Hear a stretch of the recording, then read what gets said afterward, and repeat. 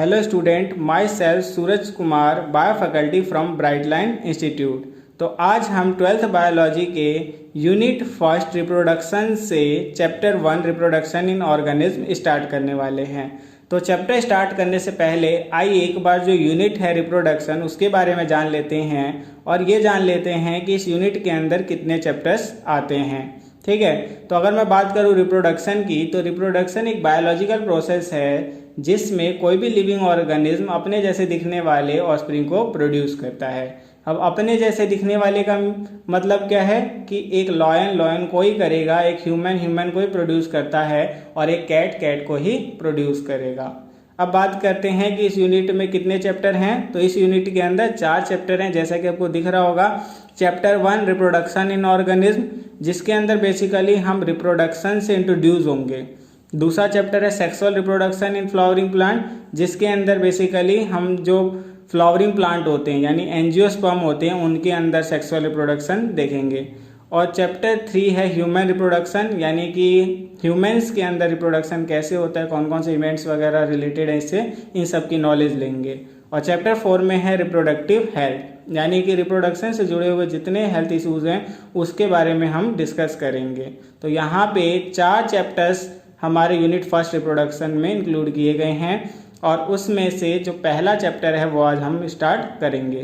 तो कोई भी चैप्टर स्टार्ट करने से पहले हमारे पास उस चैप्टर का माइंड मैप होना चाहिए, जिससे कि हमारे पास ये नॉलेज होगी उस चैप्टर में हम कौन कौन से टॉपिक कवर करेंगे।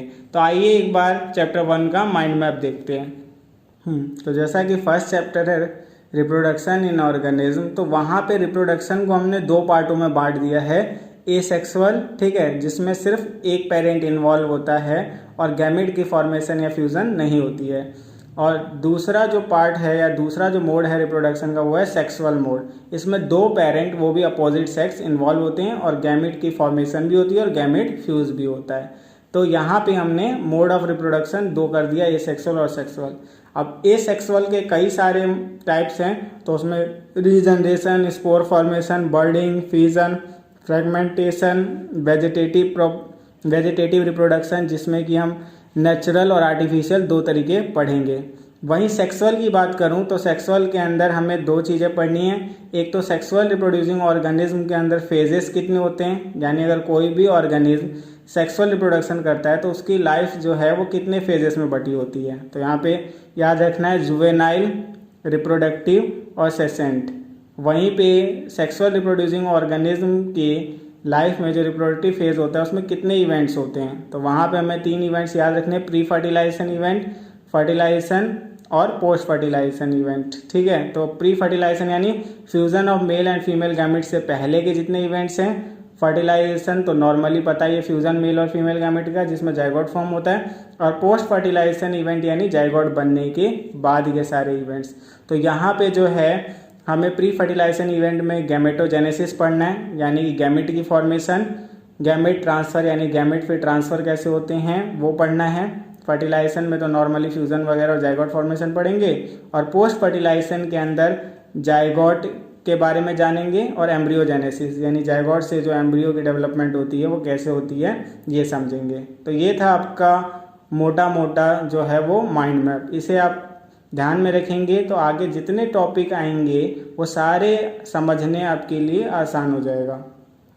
तो जो पहला टॉपिक है चैप्टर 1 का वो है लाइफ स्पैन। अब लाइफ स्पैन टॉपिक आपको क्यों पढ़ाया जा रहा है, तो सीधे से आपको ये बात क्लियर रखनी है कि हर जो लिविंग ऑर्गेनिज्म है उसके अंदर वो बर्थ से ही रिप्रोडक्शन नहीं कर सकता, यानी कि उनके अंदर डिफरेंट टाइम पीरियड होता है या डिफरेंट फेज होता है लाइफ का, या डिफरेंट टाइम पे वो लाइफ में रिप्रोड्यूस करते हैं और वो एक सर्टेन एज तक पहुंचने के बाद ऐसा कर पाते हैं।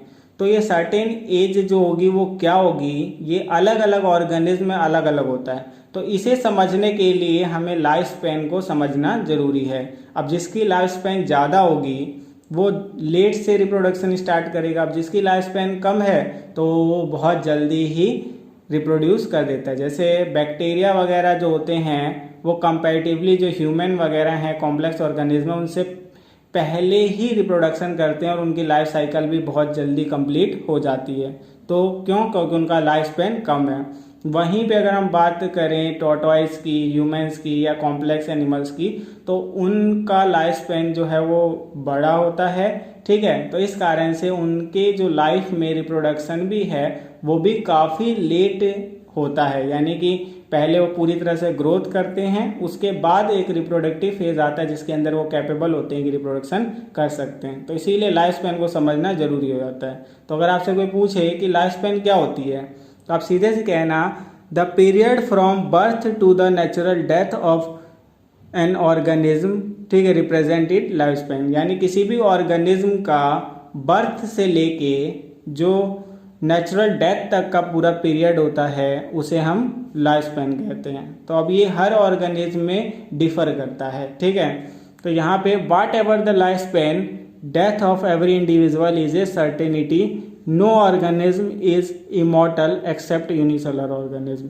तो कहा गया है कि कुछ भी लाइफ स्पैन हो किसी भी ऑर्गेनिज्म का, लेकिन हर ऑर्गेनिज्म का मरना तो पक्का है, यानी कोई भी ऐसा ऑर्गेनिज्म नहीं है जो इमॉर्टल हो, अमर हो, ठीक है। बस एक एक्सेप्शन है, वो है यूनिसेलुलर ऑर्गेनिज्म, यानी अमीबा वगैरह जो होते हैं वो कभी नहीं मरते। अब वो क्यों नहीं मरते?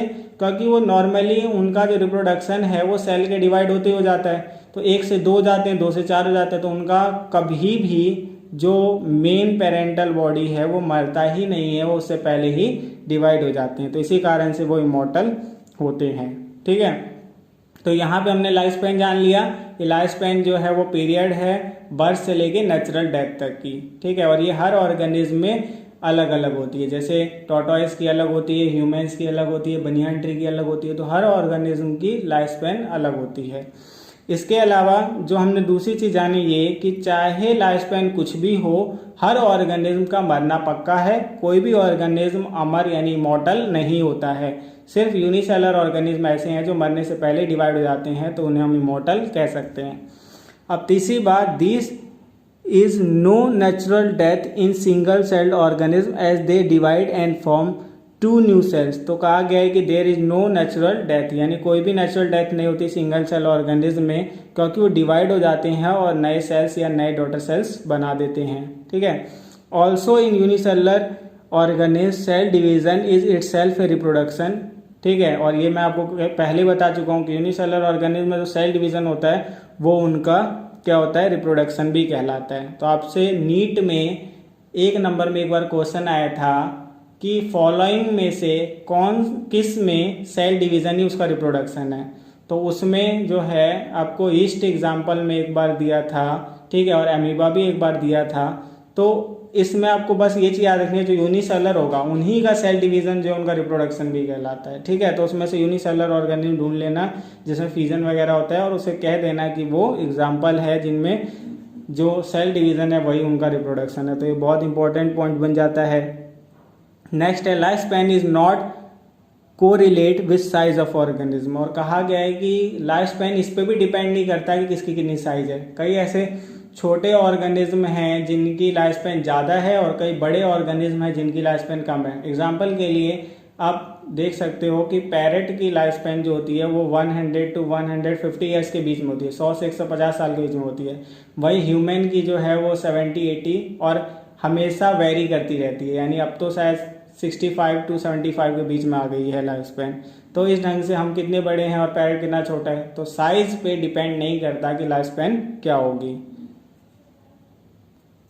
आइए कुछ जो लिविंग ऑर्गेनिज्म हैं उनकी लाइफ स्पैन के बारे में जानते हैं। तो बटरफ्लाई की 1 to 2 वीक होती है, राइस प्लांट की 3 to 4 मंथ्स होती है, रोज़ की 5 to 7 ईयर्स होती है, क्रो की 15 ईयर्स होती है, काऊ की 20 to 25 ईयर्स होती है, बनाना की 25 ईयर्स, डॉग की 20 to 25 ईयर्स, फ्रूट फ्लाई की 30 ईयर्स, हॉर्स की 60 ईयर्स, क्रोकोडाइल की 60 ईयर्स, एलिफेंट की 60 to 90 ईयर्स, टॉर्टॉइस की 100 to 150 ईयर्स, पैरेट की 140 ईयर्स, बनियान ट्री की 200 years.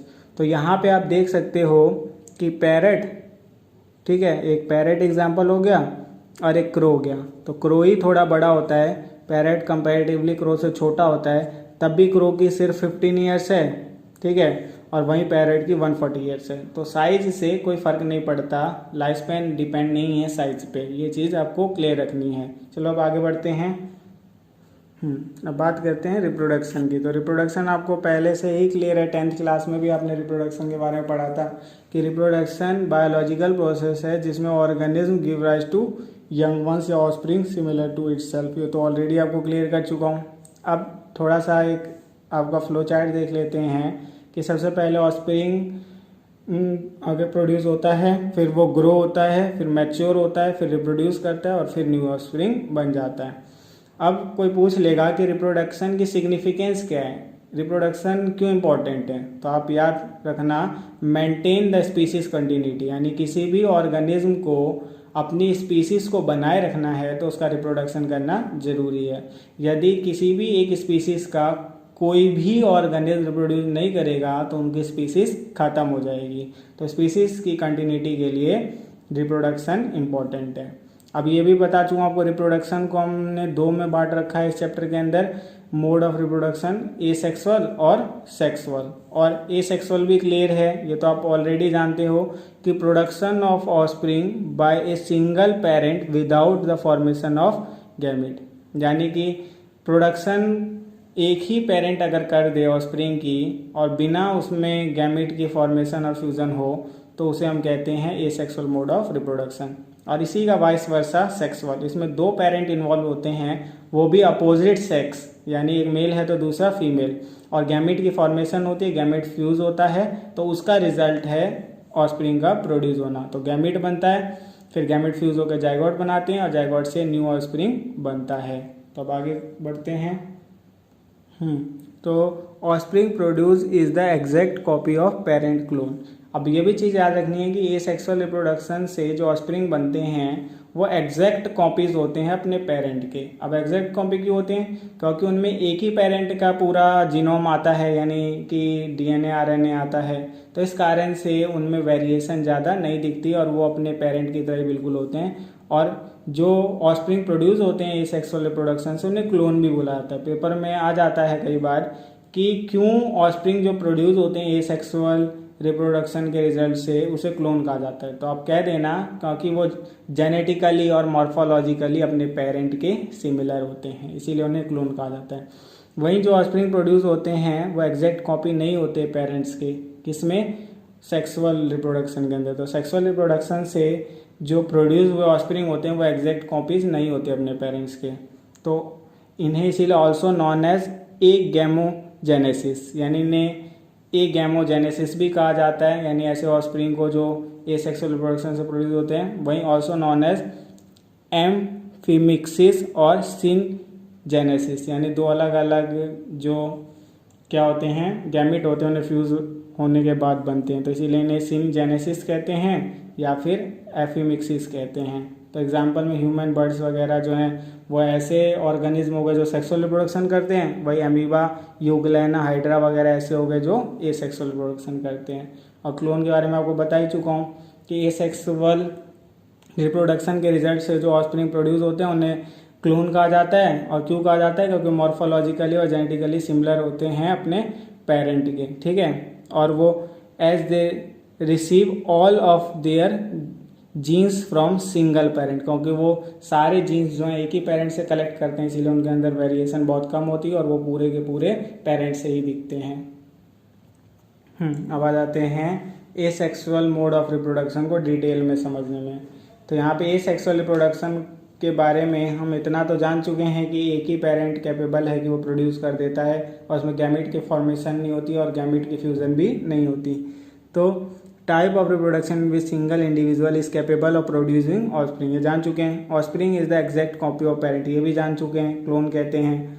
Common among unicellular organism, और ये एसेक्सुअल रिप्रोडक्शन जो है वो ज़्यादातर किस में होता है, यूनिसेलर ऑर्गेनिज्म होता है, यानी सिंगल सेल वाले ऑर्गेनिज्म में होता है। तो टाइप ऑफ एसेक्सुअल रिप्रोडक्शन की बात करूँ तो कई सारे टाइप हैं जो एसेक्सुअल रिप्रोडक्शन का हमें जानना है, और ये हम जो है वो नॉर्मली 8th क्लास से ही पढ़ते हुए आए हैं और 10th में भी हमने जाना था कि जो एसेक्सुअल रिप्रोडक्शन के टाइप है उसमें रीजनरेशन, स्पोर फॉर्मेशन, फिजन में मल्टीपल और binary fission, vegetative reproduction, fragmentation, gemmae, budding, तो ये सारी चीज़ें हम पहले से ही पढ़ते हुए आए हैं, इसमें थोड़ा डिटेल से इसे जानेंगे। तो आइए इनको स्टार्ट करते हैं। तो यदि आपसे कोई पूछे कि रीजनरेशन क्या है, तो आप नॉर्मली कह सकते हो बॉडी रिप्लेस और regenerate the lost body part, या दूसरे लैंग्वेज में कह सकते हो formation of whole body of an organism from a small fragment और part that is lost in any incident और एक्सीडेंटली। यानी रीजनरेशन जो है वो basically mode of asexual reproduction है जिसके अंदर की पूरी बॉडी बन जाती है किसी भी एक फ्रेगमेंट से या पार्ट से जो कि किसी भी एक्सीडेंट में लॉस्ट हो गया था। जैसे अगर मैं प्लेनेरिया को देखूं तो प्लेनेरिया का अगर मैं 3 पार्ट कर देता हूं तो तीनों पार्ट कैपेबल हैं कि वो पूरा का पूरा होल ऑर्गेनिज्म बना सकते हैं।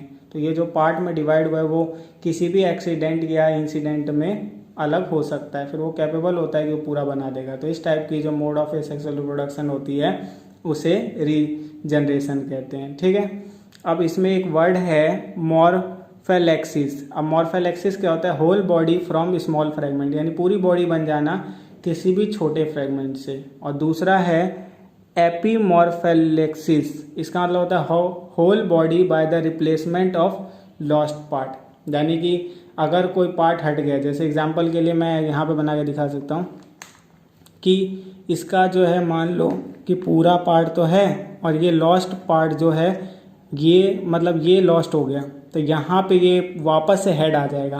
तो ये पूरा बॉडी पार्ट था ही, बस रिप्लेस हो गया जो इसका लॉस्ट वाला हेड था वो। तो इस टाइप को कहते हैं एपीमॉर्फेलेक्सिस। और दूसरी तरफ मैं कह सकता हूँ कि इसका छोटा सा अगर ये सेपरेट हो जाता, ठीक है, और ये अपने आप में पूरा बॉडी बना देता, तो ये फ्रेगमेंट से पूरा बनना मॉर्फेलेक्सिस, और पूरा रहे और सिर्फ आगे कह दो कि थोड़ा सा पार्ट जो हट गया था वो रिप्लेस हो जाए तो उसे कहते हैं एपीमॉर्फेलेक्सिस। ठीक है, तो ये बहुत 2 सिंपल टर्म थे जो आपको पता होने चाहिए।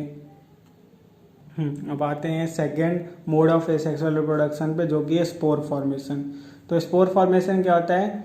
तो स्पोर आर आगे propagules which germinate to produce new individual. तो कुछ ऐसे ऑर्गेनिज्म होते हैं जो क्या करते हैं, अपने लाइफ साइकिल के अंदर एक पार्टिकुलर फेज में स्पोर फॉर्म करते हैं। स्पोर जो होता है वो सीड जैसे दिखने वाला एक स्ट्रक्चर होता है, ठीक है, बस उसके ऊपर सीड कोट नहीं होता, ठीक है, और वो बेसिकली प्रोपेग्यूल्स की तरह काम करता है। और जब भी उसे फेवरेबल कंडीशन यानी सॉइल वाटर वगैरह मिलता है तो वो पूरा का पूरा ऑर्गेनिज्म प्रोड्यूस कर देता है। तो इसी को कहते हैं स्पोर फॉर्मेशन। तो अगर स्पोर्स की बात करो तो स्पोर्स कई टाइप के होते हैं, जैसे जू स्पोर्स होता है, ठीक है, ये माइक्रोस्कोपिक मोटाइल होता है, कहने का मतलब जिसे हम नेक्ड आई से नहीं देख सकते हैं, इसके लिए माइक्रोस्कोप का यूज़ करना पड़ता है। और मोटाइल होता है यानी जो मूव कर सकता है, जैसे फंजाई और एल्गे में पाया जाता है जू स्पोर। वैसे ही स्पोरेंजियोस्पोर्स होते हैं जो एरियल हाइफे होते हैं यानी ऊपर की ओर निकले होते हैं, ठीक है। क्लेमाइडोफोर्स होते हैं जो थिक वॉल्ड हाइफे सेल होते हैं, ठीक है, जो स्पोर्स की तरह फंक्शन करते हैं। कॉनिडिया हो गया। तो ये सब कुछ स्पोर्स के नाम थे जो आपको याद रखने हैं, ठीक है। अब आते हैं तीसरे मोड ऑफ एसेक्सुअल रिप्रोडक्शन पे, जो कि फिजन है। तो फिजन तो बड़ा ही आसान है, आपने पहले भी जाना होगा कि division of the parent body into 2 और more equal daughter individual identical to the parent. यानी डिवीजन होती है पेरेंट की, ठीक है, 2 या 2 से ज़्यादा डॉटर इंडिविजुअल में जो कि आइडेंटिकल होते हैं पेरेंट से। तो पहले इनमें होता क्या है कि न्यूक्लियस इलोंगेट होना शुरू होता है ऑर्गेनिज्म का, फिर वो साइटोप्लाज्म को डिवाइड करके जो है 2 या 2 से ज़्यादा डॉटर सेल्स बना देता है। और वो डॉटर सेल्स जो होते हैं वो आइडेंटिकल होते हैं यानी देखने में एक जैसे होते हैं। तो अमीबा के अंदर जो है वो 2 डॉटर सेल में डिवाइड होता है, तो इसीलिए अमीबा में बाइनरी फिजन होता है, बाइनरी मीन्स 2। और वहीं पे प्लाज्मोडियम में जो हमें मलेरिया देता है, मलेरिया बीमारी, तो वो जो है कई सारे इक्वल डॉटर सेल में डिवाइड होता है, तो उनके अंदर मल्टीपल फिजन होता है। तो यहाँ पे बाइनरी फिजन क्या है? Division of parent into 2 small nearly equal size daughter cell. तो 2 अगर डॉटर सेल में डिवाइड होते हैं तो बाइनरी फिजन, और multiple division of parent into many small daughter cells, ठीक है, और ये जो होते हैं प्लाज्मोडियम में, और ये जो बाइनरी फिजन था वो अमीबा में। तो ये आप डायग्राम के थ्रू समझ सकते हो कि पहले नॉर्मल अमीबा था, फिर उसका न्यूक्लियस एलोंगेट होना शुरू हुआ, फिर वो साइटोप्लाज्म लेके डिवाइड होना शुरू हो गया और अंत में 2 इक्वल डॉटर सेल बन गया। ऐसे प्लाज्मोडियम के अंदर आप मल्टीपल फिजन भी देख सकते हो। अब बात करते हैं बडिंग की। तो बडिंग भी बहुत सिंपल है, formation of daughter individual from a small projection, जिसे बर्ड कहा जाता है, rising on the parent body. यानी क्या होता है कि कुछ ऐसे ऑर्गेनिज्म होते हैं जिसमें पहले जो ऑर्गेनिज्म होता है उसके ऊपर छोटा सा प्रोजेक्शन आता है जिसे बर्ड बोला जाता है। फिर उस बर्ड से जो है वो एक पूरा ऑर्गेनिज्म प्रोड्यूस हो जाता है जो इनिशियली तो अटैच होता है पेरेंट से और बाद में जाके फिर डिटैच होकर न्यू ऑर्गेनिज्म बन जाता है। तो इनिशियली वही है, daughter individual attach to the parent, laterally detach and grow as whole individual या न्यू इंडिविजुअल। तो पहले जो बर्ड होता है वो पेरेंट से अटैच रहता है और बाद में जैसे जैसे बड़ा होता है तो लेटर हाफ में वो डिटैच होके खुद न्यू ऑर्गेनिज्म बन जाता है। तो ये जो बर्डिंग है वो आपको हाइड्रा में देखने को मिल सकता है, ईस्ट में देखने को मिल जाता है। तो ये एग्जाम्पल से याद रखने हैं, ठीक है। अब समझते हैं वेजिटेटिव रिप्रोडक्शन को। तो वेजिटेटिव रिप्रोडक्शन अगर आपसे कोई पूछता है तो आप कह देना कि ए सेक्सुअल रिप्रोडक्शन जो प्लांट में होता है उसे वेजिटेटिव रिप्रोडक्शन कहते हैं, ठीक है। तो asexual reproduction in plant are called vegetative reproduction. अब बात करते हैं वेजिटेटिव प्रोपगेशन क्या होता है। तो वेजिटेटिव प्रोपगेशन भी आपने पहले ही पढ़ा हुआ है, फिर भी एक बार आपको समझा देता हूँ कि एक मोड है ये सेक्सुअल रिप्रोडक्शन का जिसमें किसी भी वेजिटेटिव पार्ट से, फिर वो रूट हो, स्टेम हो, लीफ हो, उससे पूरा प्लांट ग्रो जाता है, उसी को वेजिटेटिव प्रोपगेशन कहते हैं। तो अगर साइंटिफिक टर्म में देखें तो formation of new plant from vegetative parts of plant, ठीक है, जैसे root, stem, leaf is called vegetative propagation. तो जो वेजिटेटिव प्रोपगेशन होता है वो दो टाइप का होता है, आर्टिफिशियल और नेचुरल। तो आर्टिफिशियल में क्या होता है, तो नॉर्मली 3 प्रोसेस हैं जो आपने पहले ही पढ़ा होगा, ग्राफ्टिंग, कटिंग और लेयरिंग। तो ग्राफ्टिंग में कुछ नहीं करते, जैसे किसी भी प्लांट का अगर जो रूट वाला पार्ट होता है वो डैमेज है या सूट वाला पार्ट डैमेज है तो आप क्या करते हैं, तो एक प्लांट का रूट वाला पार्ट ले लेते हैं, एक प्लांट का सूट वाला पार्ट ले लेते हैं, दोनों को लेके जो है टाइट कर देते हैं, बांध देते हैं और कुछ समय बाद वो जॉइंट होके न्यू प्लांट मतलब नॉर्मली ग्रो करना शुरू कर देते हैं। तो उसको कहते हैं ग्राफ्टिंग, ठीक है। और नॉर्मली कहें तो माइक्रो प्रोपगेशन, टिश्यू कल्चर, ठीक है। दूसरा है कटिंग। कटिंग में क्या करते हैं, तो स्टेम वगैरह को कट कर लेते हैं और उसको नॉर्मली न्यूट्रिएंट वगैरह जैसे मैन्यूर वगैरह देके जो है वो सॉइल में छोड़ देते हैं, तो कुछ समय बाद जो है वो ग्रो होना शुरू हो जाता है, तो इसे कहते हैं कटिंग। तो ये था। इसके बाद बात करते हैं लेयरिंग की। अब लेयरिंग में क्या होता है, तो नॉर्मली लेयरिंग के अंदर जो ब्रांचेस वगैरह होती है जिसमें नोड्स वगैरह होते हैं उसे झुका के ज़मीन में डाल दिया जाता है और कुछ समय बाद उसमें से रूट अराइज हो जाता है और फिर उसे अपर पार्ट से काट देते हैं, तो इसे कहते हैं लेयरिंग। तो आपके एनसीईआरटी में इतना एक्सप्लेन नहीं किया गया है, तो नॉर्मली आपको बस इसकी नॉलेज रखनी है। नेचुरल की बात करें तो आर्टिफिशियल में तो 3 प्रोसेस हो गए, ग्राफ्टिंग, लेयरिंग और कटिंग। और नेचुरल में क्या होता है, रूट, स्टेम और लीफ को जनरली लेके डायरेक्ट यूज़ करके जो है पूरा प्लांट ग्रो किया जाता है। तो उसमें अंडरग्राउंड स्टेम की बात करें तो सक्कर्स हो गया, राइजोम, बल्ब, ट्यूबर, ऑफसेट। तो ये सारे क्या हैं कि ऐसे स्ट्रक्चर्स हैं जो हेल्प करते हैं पूरे प्लांट को ग्रो करने में, तो इन्हें वेजिटेटिव प्रोपेग्यूल्स भी कहा जाता है। तो अगर आपसे कोई पूछ ले वेजिटेटिव प्रोपेग्यूल्स क्या होता है, तो आप कह सकते हो the asexual unit in plant such as runner, sucker, offset, bulb, tuber, ये सब वेजिटेटिव प्रोपेग्यूल कहलाया जाता है। यानी इन्हीं पार्ट से जो है पूरा प्लांट ग्रो होता है। अब जैसे आप कहोगे कि पोटैटो, मैं आपसे पूछूं कि पोटैटो जो है उसका कौन सा पार्ट हम लेते हैं पूरे प्लांट को ग्रो करने के लिए, तो आप तुरंत कहोगे पोटैटो स्टेम है, तो स्टेम लेते होंगे। हाँ, स्टेम लेते हैं, लेकिन आपने गौर किया होगा कि जब पोटैटो लेते हैं तो उसमें ऐसे करके ये भी देखते हैं कि ऐसा जो डॉट है ना, ये वाले पार्ट को कट करें। तो ये जो छोटा सा डॉट दिखता है वो आई बड होता है, ठीक है, जिसे ट्यूबर कहा जाता है, ठीक है। तो ये ट्यूबर जो होता है ये वेजिटेटिव प्रोपेग्यूल होता है। तो यानी कि जो भी पार्ट लिया जाता है, चाहे रूट लिया जाए, चाहे आगे स्टेम लिया जाए, चाहे लीफ, उसमें वेजिटेटिव प्रोपेग्यूल का होना जरूरी है। और ये वेजिटेटिव प्रोपेग्यूल अलग अलग होते हैं, सक्कर, ऑफसेट, बल्ब, ट्यूबर, तो ये अलग अलग नाम के होते हैं, ठीक है। तो आपसे कोई पूछ ले कि एगेव में वेजिटेटिव प्रोपेग्यूल का नाम बताओ, तो बुलबिल। ऐसे पोटैटो में वेजिटेटिव प्रोपेग्यूल का नाम बताओ, ट्यूबर। जिंजर में राइजोम, वाटर हियासिंथ में ऑफसेट। तो ये ऑफसेट, बुलबिल, ट्यूबर, राइजोम ये वही एसेक्सुअल यूनिट हैं जो रूट स्टेम और लीफ में प्रेजेंट होके प्लांट ग्रो करवाने का काम करते हैं।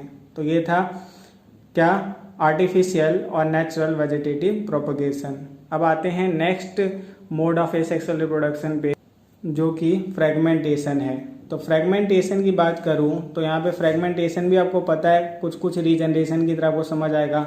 अब रीजनरेशन में और इसमें क्या डिफरेंस है, रीजनरेशन में जो पार्ट डिवाइड हुए थे वो एक्सीडेंटली हुए थे, ठीक है, और इसमें फ्रेगमेंटेशन के अंदर मैच्योर होने के बाद खुद ही जो है वो ये डिवाइड हो जाते हैं 2 पार्ट में, और दोनों फ्रेगमेंट्स जो होते हैं वो कैपेबल होते हैं कि पूरा न्यू ऑर्गेनिज्म प्रोड्यूस कर सकते हैं। तो व्हेन पेरेंट बॉडी और cell mature it breaks into 2 और मोर फ्रेगमेंट। तो वही होता है जब पेरेंट या बॉडी या सेल जो है वो मैच्योर हो जाता है तो ब्रेक हो जाता है 2 या उससे ज़्यादा फ्रेगमेंट में, और सारे फ्रेगमेंट जो है वो डेवलप हो जाते हैं ऑर्गेनिज्म में। तो यहाँ पे आपको डायग्राम दिखाया गया है कि फ्रेगमेंटेशन किस में होती है, स्पाइरोगैरा में। तो स्पाइरोगैरा है वो डिवाइड हो गया 2 में, अब दोनों न्यू स्पाइरोगैरा बना देंगे। तो यही है फ्रेगमेंटेशन। अब आगे बढ़ते हैं, एक वर्ड आया था गैमे।